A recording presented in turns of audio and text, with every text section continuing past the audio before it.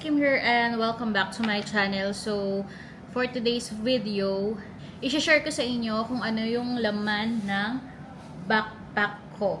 At ito yung limited edition guys na Snoopy ng Kipling. Pinili ko yung backpack kung napanood niyo yung vlog ko or yung TikTok na video ko. Kung ano yung binili ko sa Kipling. So, ito siya guys. Ito yon yung backpack na yon. First, mag-start tayo kasi meron siya ditong zipper or compartment. Dito ko nilalagay yung aking mahiwagang wallet. Ayan. Plus, nandito rin yung aking cellphone. Ayan siya guys. Yun lang dalawa yung laman dito guys sa likod ng backpack ko. Mag-start muna tayo dito guys sa dalawang side pocket. Walang laman to kasi minsan ang nilalagay ko dito yung payong.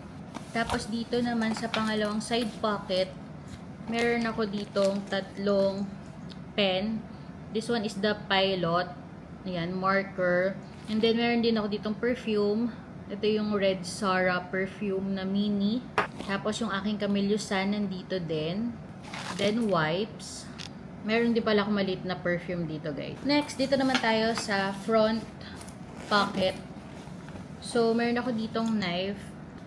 And then, my key. Ayan. Dito lang yung couple keychain namin ni hubby. So, yun lang ang laman ng front pocket ko. Ayan, wala nang laman. And aside from that, dito ko nilagay yung keychain ko kasama nung Snoopy na keychain na kasama sa mismong bag.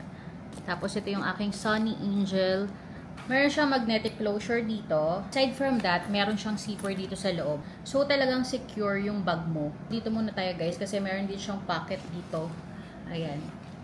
Pero ito, open lang siya. Dito mo siya ilalak. So, dito, nakalagay yung aking 2024 na planner. So, this is from Muji. Ang mini payong. Wala na po siyang laman. Yun lang. Dito tayo sa main compartment. Meron akong dalawang attachment dito guys ng Dyson. The smoothing brush at saka yung pang curl.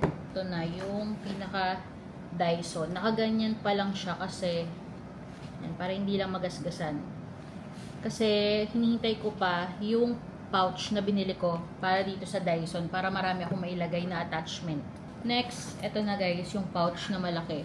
Tapos wala na. Dito tayo sa pouch na to. Meron ako ditong charger. Next, blotting paper, powder, lip balm, lip tint, lip oil, curler, eyeliner. Ito ang charger ko dito sa DJI Osmo Pocket 3. Another charger naman, this one is for my Apple Watch. And next is my AirPods na may kasamang AirTag guys. Dito ko nalagay yung AirTag ko. Membership card wallet. Wala na po siyang laman.